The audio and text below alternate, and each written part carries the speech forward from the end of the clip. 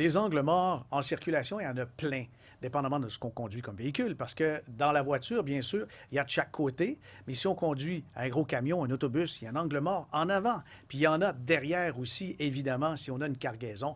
La vie, c'est comme ça. Puis dans la planification, un angle mort qui est peut-être évident pour une planificatrice d'expérience, c'est les dons du vivant. Si on veut aider nos enfants à acheter leur première maison en faisant un don en argent d'importance, il y a des pièges. Oui, bien, c'est quelque chose qu'on voit de plus en plus de la part de nos clients en planification financière. L'accession à la propriété est devenue difficile pour Oui, les les maisons sont nouveaux tellement plus acheteurs. chères qu'avant. C'est ça. Donc, de plus en plus, les parents veulent aider leurs enfants.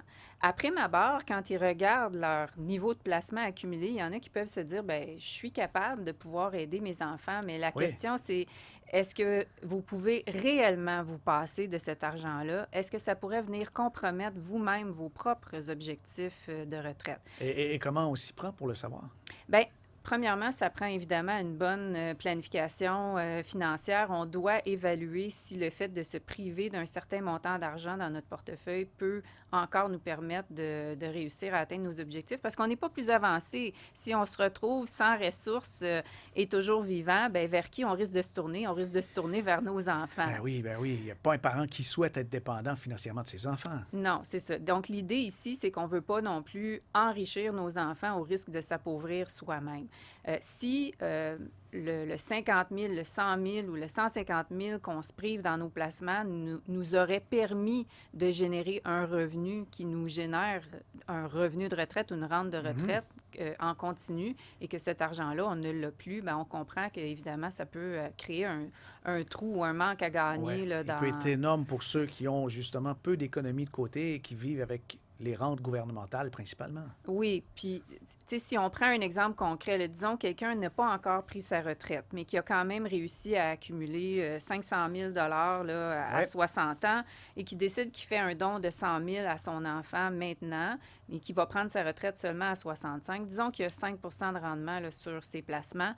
Bien, s'il n'avait pas fait le don, à 65 ans, il aurait accumulé 638 000 et ce OK. 638 000 $-là, s'il décidait de décaisser 4 par année, par exemple, pour se générer un revenu de retraite, ça lui générait un revenu de 25 500 $. Mhm. S'il se prive de 100 000 à 65 ans, plutôt que d'avoir accumulé 638 000, il va avoir accumulé 510 000. Et Oh, là, encore une fois, s'il décaisse 4 de ses placements, bien, c'est plutôt 20 000 oui. qu'il Le va principe pouvoir. des intérêts composés dans ce cas-ci fait qu'on a évidemment un résultat supérieur à 100 000. Alors, ben oui, ça vient changer Ça énormément vient la donne. changer la donne. Donc, c'est quand même de l'argent en moins qui est là, disponible pour financer notre retraite, puis ça nous oblige peut-être à nous serrer un peu la ceinture. Ouais. Mais là, outre atteindre nos objectifs de retraite, il y a plusieurs autres angles morts qu'on oublie lorsqu'on effectue un don du vivant à nos enfants pour acheter une première propriété. Oui.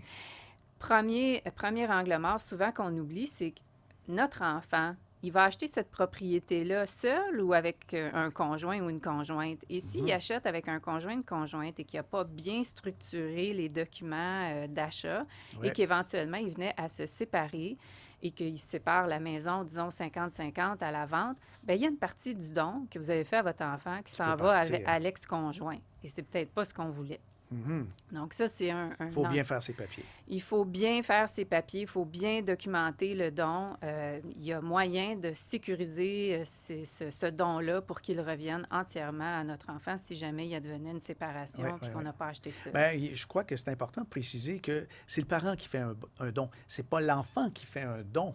Il reçoit l'argent, Oui, puis des fois on dit, ben, moi aussi je vais être généreux, mais en fait, il faut penser peut-être aux intérêts familiaux dans ce cas-ci. oui, c'est ça. Puis l'autre angle mort à ne pas négliger non plus, c'est est-ce que ça pourrait créer une inéquité dans la famille? Disons que vous avez plus d'un enfant, que vos autres enfants ont réussi à se débrouiller, ils ont réussi à acheter leur maison, mais celui-là, vous êtes obligé de l'aider. Mhm. Qu'est-ce que ça fait en termes d'inéquité là, pour Au niveau les de autres membres l'héritage. de la famille? C'est ça, au niveau de l'héritage. Donc, il faut aussi penser à ce que ça pourrait occasionner au niveau de l'équité pour vos héritiers. Est-ce que ça pourrait occasionner des conflits familiaux aussi, là? Oui, ben c'est la dernière chose qu'on souhaite, hein, justement, quand il y a la maladie qui s'installe, puis après le décès, qu'il y ait une prise de bec entre frères et sœurs dans la famille, puis que ça s'éternise, puis que ça se rende même devant les tribunaux, là. Personne ne souhaite ça. Non, c'est ça. Donc, peut-être que ce que vous auriez pu faire, plutôt que de faire un don, parce qu'il y a quand même Ah des oui? options, vous pourriez peut-être faire un prêt familial plutôt qu'un don. Donc, de cette façon-là, ça permet à votre enfant de pouvoir accéder à la propriété, Mhm. mais ça fait en sorte que votre enfant va vous rembourser des sommes d'argent périodiquement. Et donc, vous, ça ne vous pénalise pas au niveau financier si vous vous êtes privé de cette somme Oui. d'argent-là. L'autre chose que vous pourriez envisager, c'est peut-être de faire des dons fractionnés sur plusieurs années. Plutôt que de tout donner l'argent d'un seul coup, Mhm. si vous fractionnez ça en plus petits morceaux, bien, ça peut faire en sorte que financièrement, ça peut être moins difficile aussi là, pour vous de vous priver d'un plus gros montant d'argent d'un seul coup. Et évidemment, le dernier conseil et le plus important, assurez-vous de bien documenter le don en question pour vous assurer de vous protéger vous, mais aussi de protéger l'ensemble des membres de la famille puis éviter les conflits familiaux. Excellent.